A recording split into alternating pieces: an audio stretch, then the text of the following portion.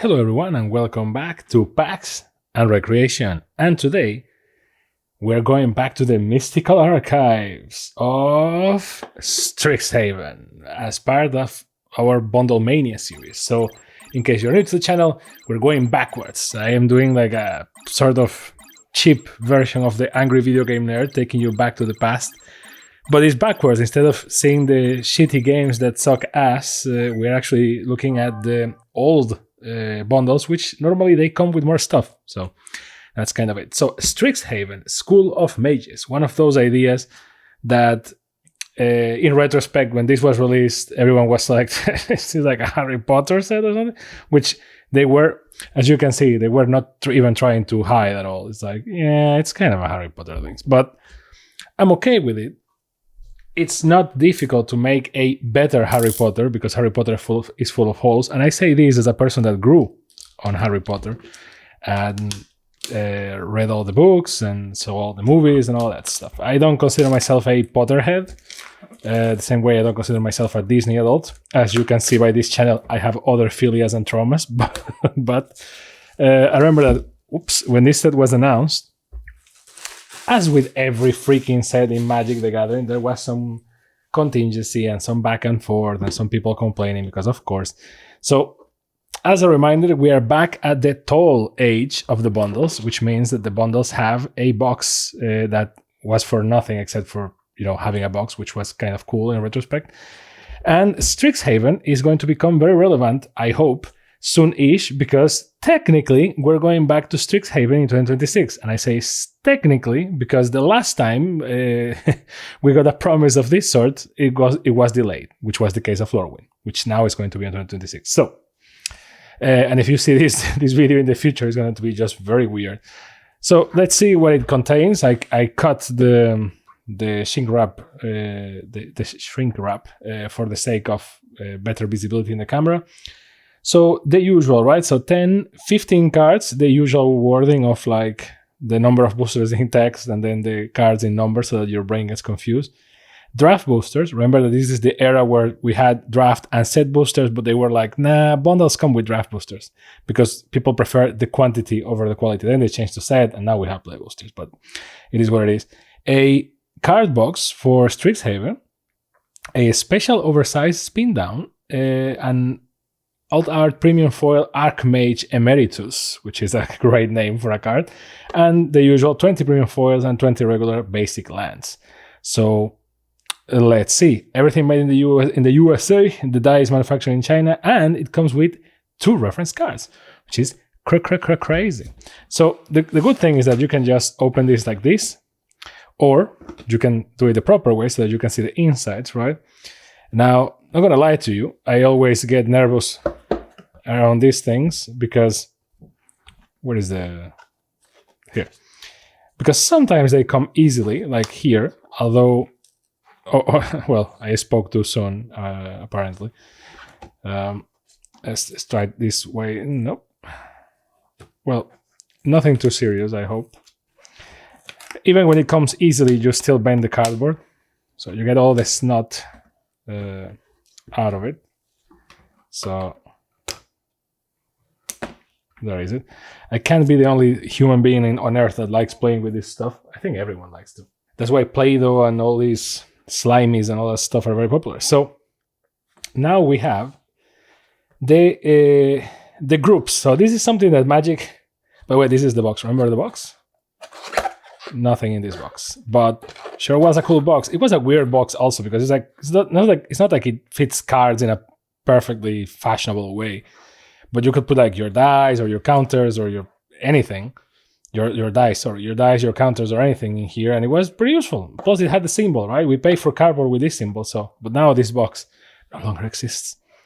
So one thing that Magic and Wizards started doing quite often after I will say Ravnica is that everything had to have factions, right? So everything had to be like 10 guilds of Ravnica. So they try and they try and they try. It's like then they had cans and then they had so it was like 2 colors, 3 colors, 4 colors, and then they try to mix and match, try to repeat the magic. Haha, get it? And here We have a similar combination, which is like the houses from Hogwarts, but cooler, I guess. So Debate Duelists, Silver Quill, Prismary Art Club, Swamp Punks, Witherbloom, Lorehold, Rock Jocks, and Math Whizzes, Quandrix, right? So we're going to see more about this in a second. Why? Because actually it comes in the insert. So in this channel, we care about the insert. Yes, if you are looking only for the cards, there is someone will put the message of like skip to this moment for the cards, but you're here for the whole experience, for the blast from the past. So this is kind of a diagram of Strixhaven. I say kind of because it's a very stylized diagram, which makes sense because Strixhaven was the one that had like the archive cards that were like freaking cool looking. So it was a very like double dipping set. I think it's the set that played the hardest with that, having like the Japanese cards and all that. So as usual, it's, you know, knowing what we know nowadays, this looks more like a Avatar distribution of places than Strixhaven, but I digress, right? So you technically, this means that more or less you have one per color, right? So white, blue, green, red. Well, let me correct myself. Red, blue, red. Obviously, these are like 2 color combinations. We'll see in a second.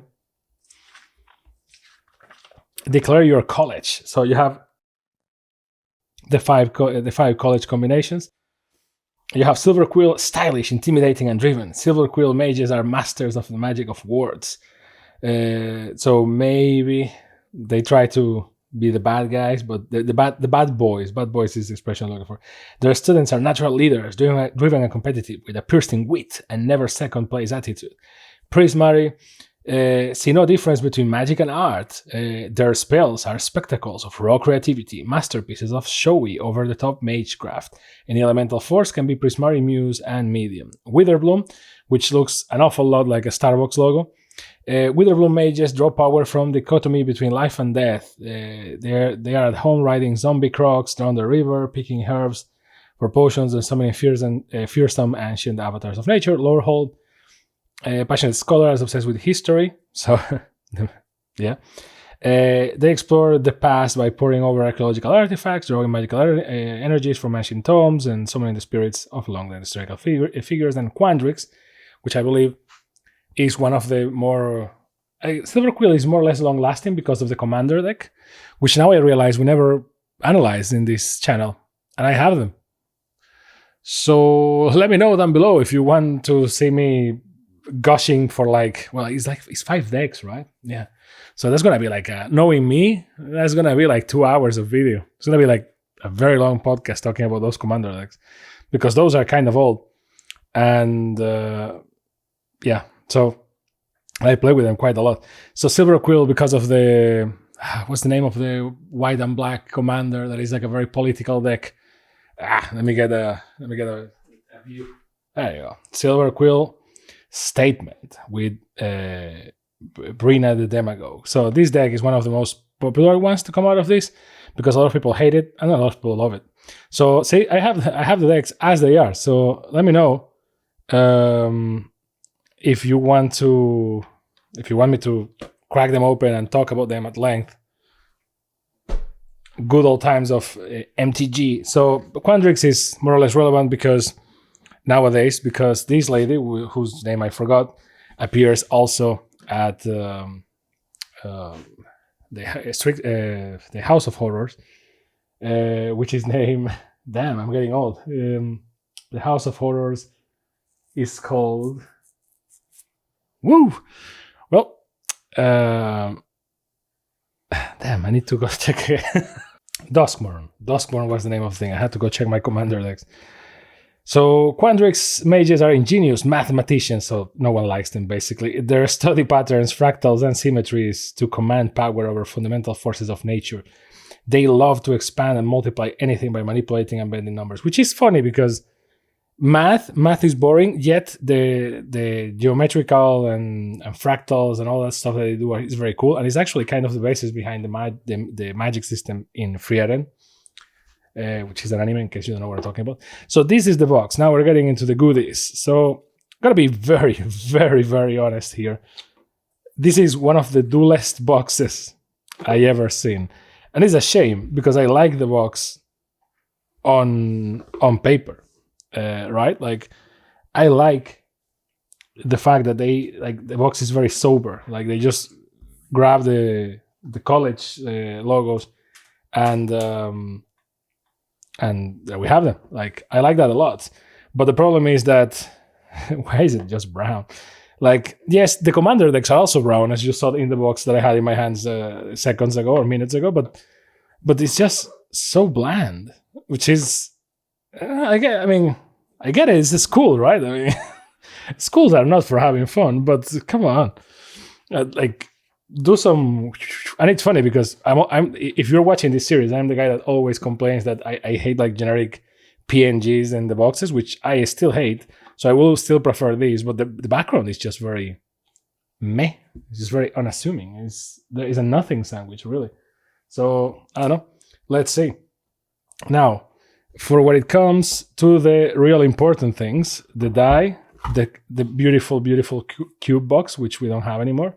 So rest in peace. I will remember you. And lands the two mega super duper useful reference cards and our 10 boosterinos, which are from that age of Magic when we had different art in each booster, which we had a set of different art that we could get in boosters, which, oh man, how time's passed, huh? So, and then the usual box, which is what you are more than accustomed to by this point. So let's go at it. The reference cards are good for what they are, which is not much, except if you're new to Magic, in which case I'm cool. I find it funny how they cut everything from the bundles. Like, they cut the life counter. They cut the deck boxes, which we're gonna see as we go backwards. They cut the booklet. They cut the wrapping that's also a poster. They cut the number of boosters. They cut the under box, the inner box. But the two reference cards is like, no. This is essential. Even though with those two reference cards, you don't learn how to play Magic. So I feel they are kind of pointless. But now let's go at the thing that most people care the most about bundles, which is the die. Contrary to the box, the die is kind of cool. So it's kind of an amberish yellow. I don't know if you can, like, brownish caramel color die, which it's actually pretty cool, I have to say. And I like it. It's very sober.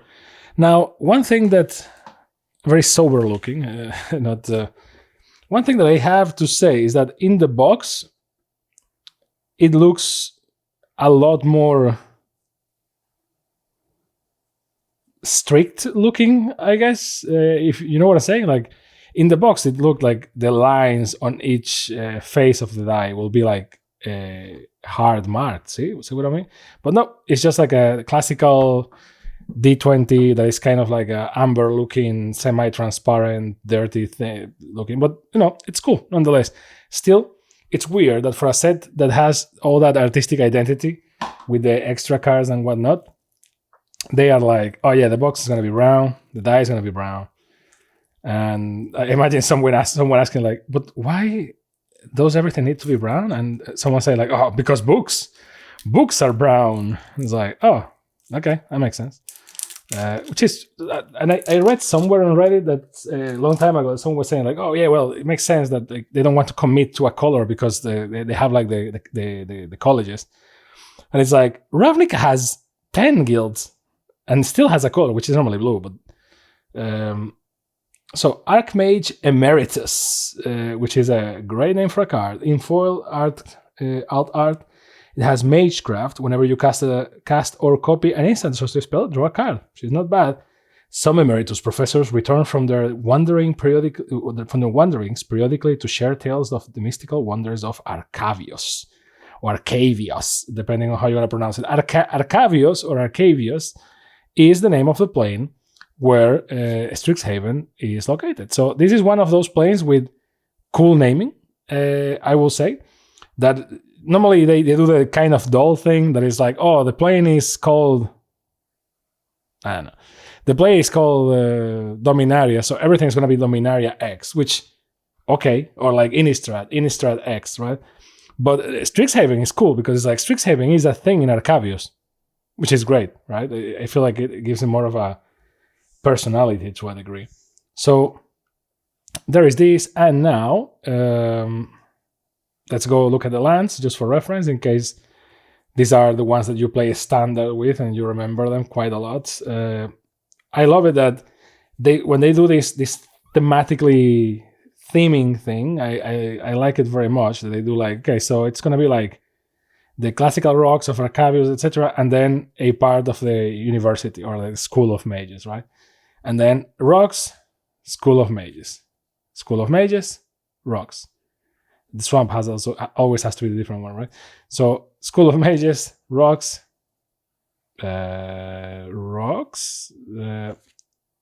School of Mages, and then repeat, right?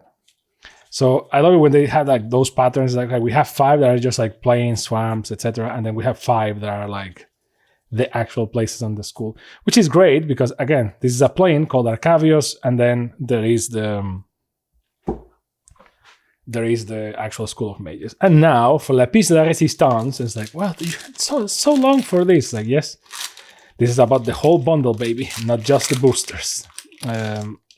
We're going to start opening draft boosters, which, no one is going to get rich out of draft boosters. So it is what it is. But let's see. At the end, I believe that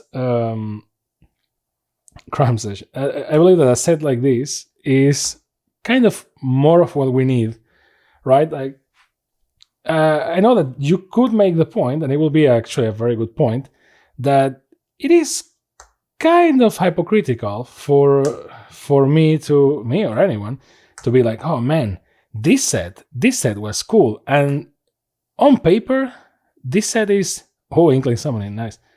This set is kind of a hat set, right? It's like, it's Magic, but it's Harry Potter, you know what I mean? It's like, so it feels disingenuous to sit here being like, oh, but this is the good set, not like the others, right? Like, I get it that you may get that feeling, and to be honest, yeah, but I feel it's like a matter of difference or justification. I feel that there is also some easiness here when it comes to counterspell. Let's go. See, this is the archive cards are like very beautiful special treatment cards.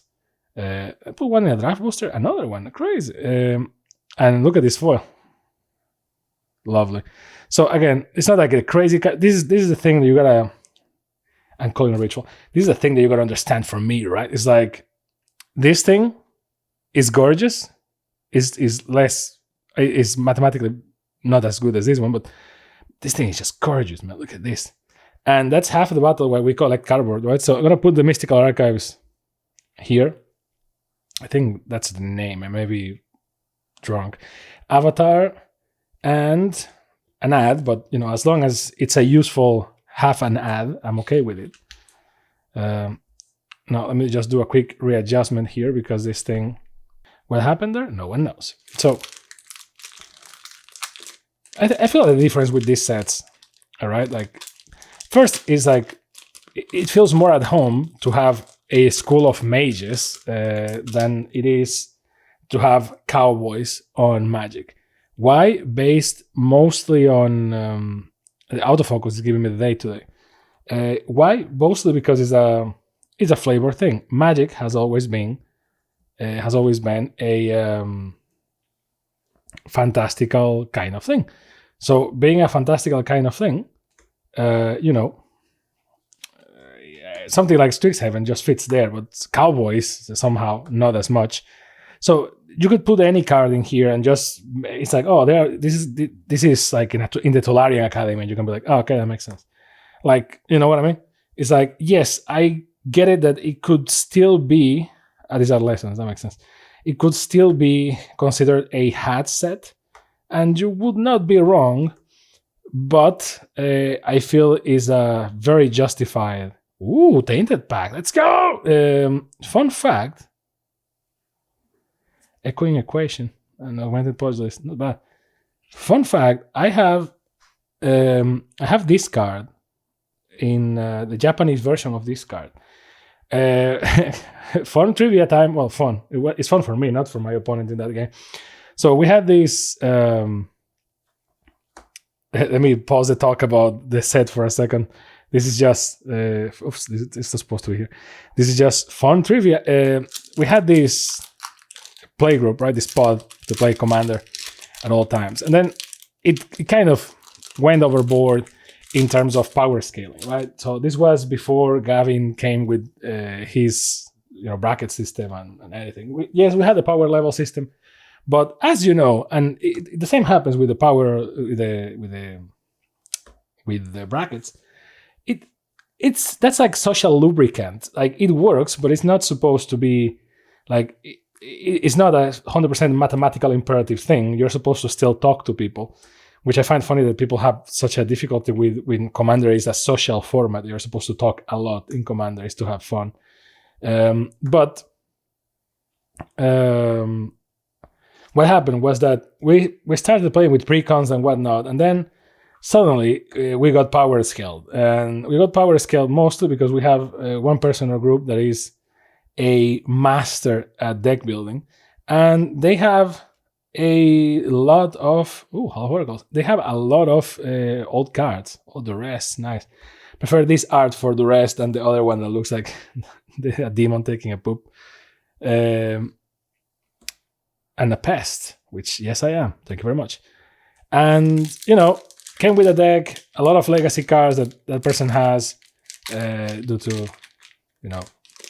over years and years of collecting, and steamrolled one of the people in our play group, and that happens. That's okay. What's the thing? Then that person went down the dark side of the force and started like, I need to deck build. But I started to use proxies, which, to be honest, I don't care about proxies. I am in all actuality, even though you see me opening all these cards in this channel, I'm actually pro proxies. I don't care. I don't care if you pay more or less for the cards. If you're gonna play by that reasoning of like, it needs to be an official card, it's like, well, does it need to be cards that you pull yourself, like Pokemon? You need to catch them yourself. Not trading allowed. Rowan. Why do I say that? Because and channel in the same booster. Oops, damn. Cool, because I have this thing proxied in my Super Friends deck. So 2 for the price of 1. Crazy. Oh, this bundle was loaded. Where do I put you? Well, technically, I can go both ways. So I guess it goes here. Channel, which is crazy, and Owling Shield Mage. Nice. Look at that card. Look at that thing. So what happened? So that person started to deck build with proxies, which I don't mind. The problem is that when you play in your group with proxies, it's the same as with a lot of other things in life. The communication is key. You have to talk at the beginning and say like, hey, I want to do this, everyone cool, and put some limits. Because what's the problem with proxies? It's not the proxies themselves. To be honest, I don't care if you give your money to wizards or not. If anything, if you're going to be a paladin of the game, you should care that people give their money to wizards and not to the secondary market. The problem is that for you to do optimal deck building, you need to buy singles. And buying singles is treating the secondary market. So, there's no good guy in this scenario or bad guy in this scenario. It's just people with money and a hobby and just trying to do things. So if we're playing among friends, there are no prizes or anything. Just use proxies. I don't care. If that's going to make you happy and you can do the deck that you want to do, that's cool. However, we need to agree on power levels, and that power leveling can be use the brackets or do some money leveling. Money leveling sounds stupid, but it kind of works for Magic. And money leveling, which sounds like the third season of solo leveling, it's basically, we're not allowed to play with decks over $100 or something like that, right?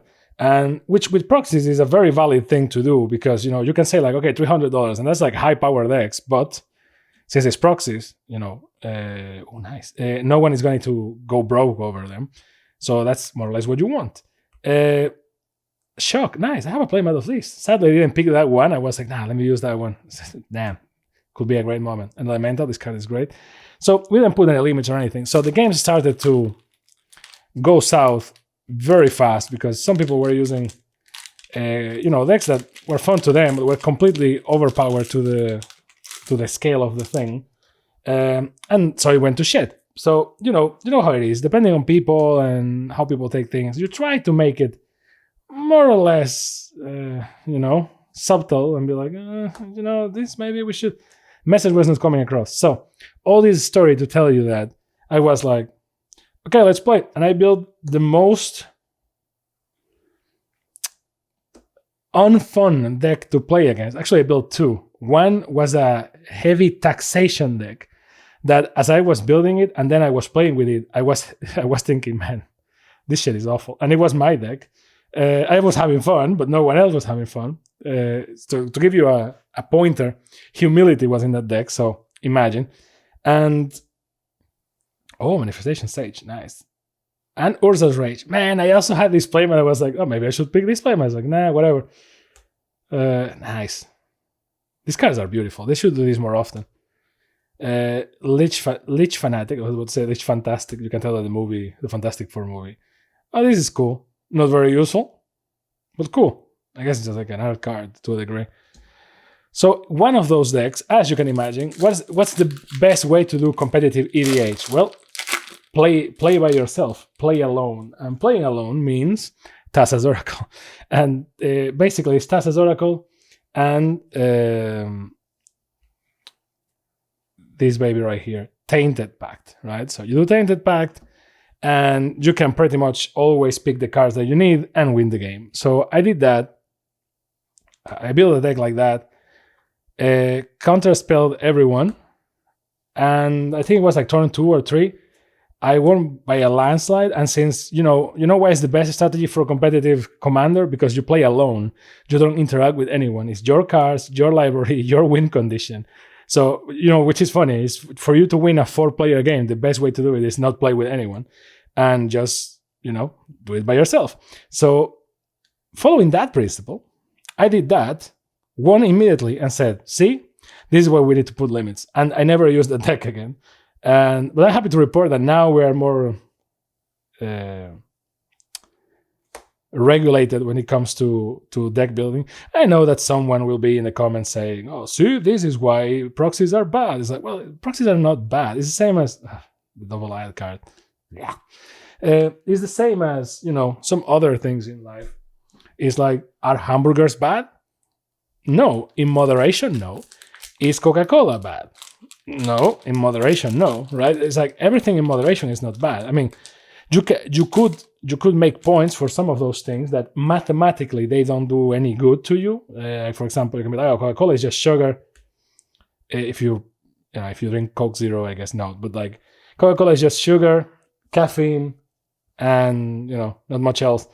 So you can be like, well, objectively, it's not like, for example, Coke Zero is nothing, which is actually scary.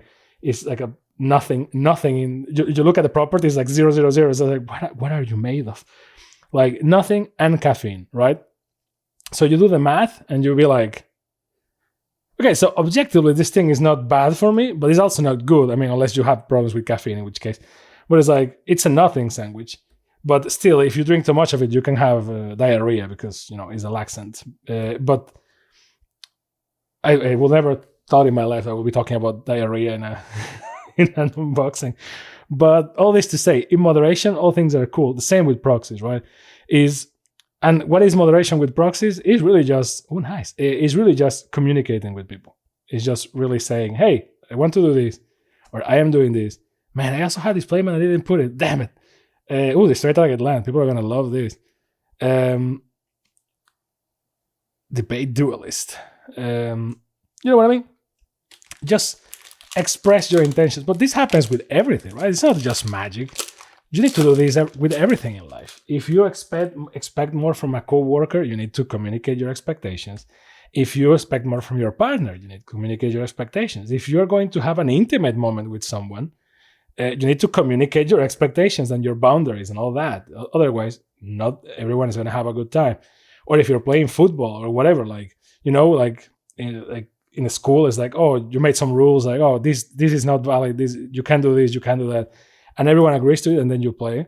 I feel like for some reason, even though it's a game that it's called The Gathering, it's for you to gather with people, I don't know that different people have different levels of social skills and and communication and whatnot.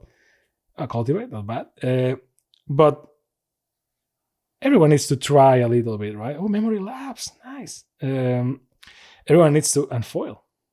Everyone needs to try a little bit. You know what I mean? Just even if you don't like talking, just be understanding of other people's circumstances. Like, hey, can I? It's like, I have this deck, and I have this happened to me in a LGS once, right? There was like a new LGS, never played with anyone there, and one of my best commander decks, which is like a pumped Doctor Who timey-wimey deck, because I love that deck. Thank you, Gavin. And I was like, listen, I have 10 cards here that are proxies, right? And I said at the beginning, like, listen, 10 of my cards are proxies. I don't know what the policies are in this store. I don't know who cares about that shit. And I was very upfront with it. And I said, but listen, it's 10 cards. I just don't want to overpay for them because they are like old cards, because, it's like time counters and that stuff. So it's old cards overall. I don't want to overpay for them. I'm trying them out. And, this is for casual games. I'm not going to pay $200 for 10 cards or something.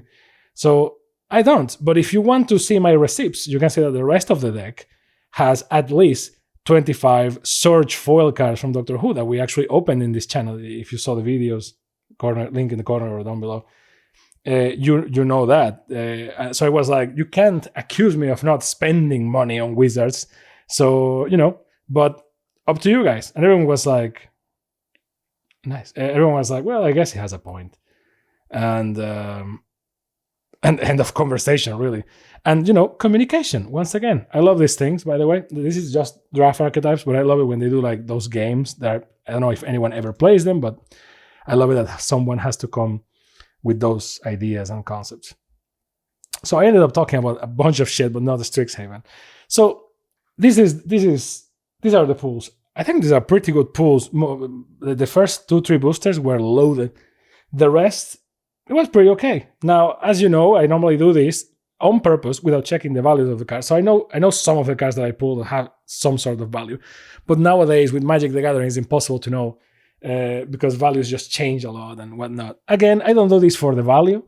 I do this because I like Magic. I like the worlds, the art, and the gameplay itself. Obviously, if a card is valuable, a card is valuable, but I very rarely, if ever, sell my cards.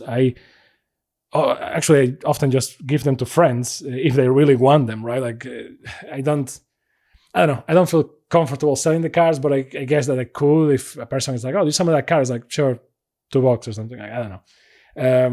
So I don't really care about the financial value, but I care about the lore.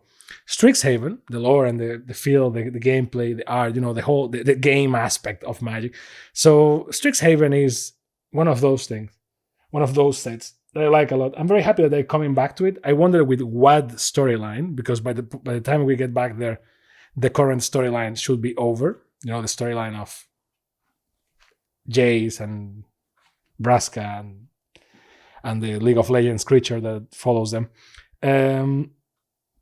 Maybe, I hope. So I don't know. Liliana, last time we saw her, I think Liliana was here as Professor Onyx, I think was her name. So, overall the lore is there. I like it very much. And I wonder what they're going to do. Because this is, when they do the default set, the original set is always like more vanilla, right? Like everything you see here is like, oh, this is a snapshot of how Strixhaven works. And there is kind of a storyline there, but like this is a snapshot, right? And it's cool. But if you go back, you will see that.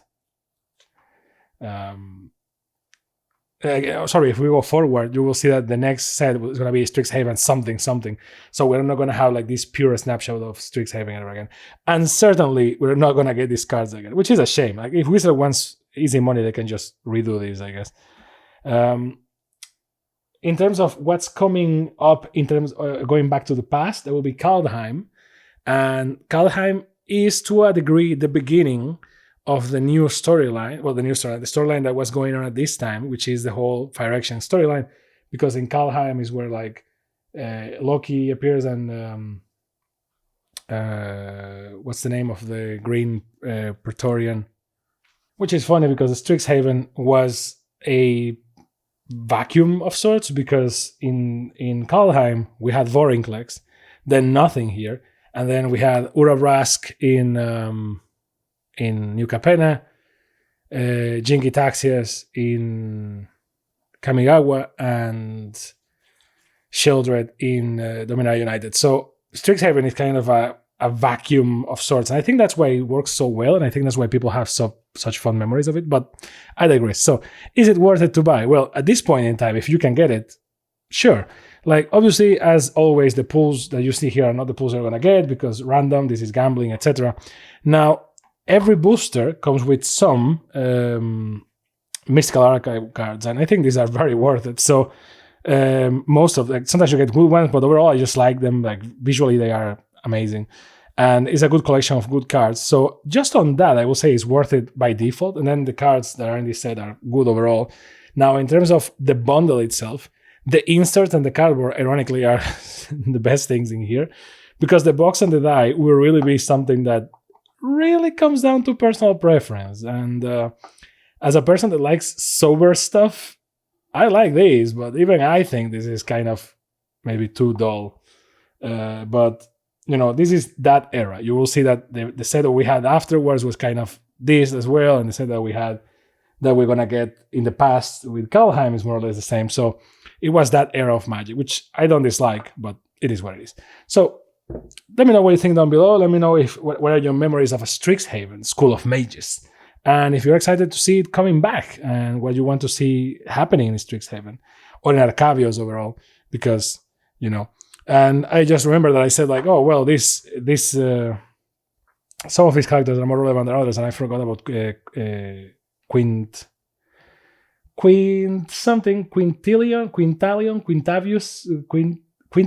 I forgot the name. But, you know, he became a planeswalker, so everyone else stopped being a planeswalker, and he became a planeswalker, which, and then he went to, how do you call it? Ixalan, which is weird, but it is what it is. So, as usual, thank you very much for watching and for your time. Don't forget to like, subscribe, and all those things that the cool kids do, and I will see you next time on PAX and Recreation. Bye!